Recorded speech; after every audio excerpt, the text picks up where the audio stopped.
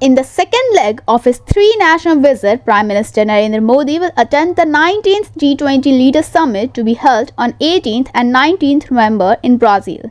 During this, a Vedic scholar from Rio de Janeiro, Brazil recited Vedic mantras in front of Prime Minister Narendra Modi, which satisfied him.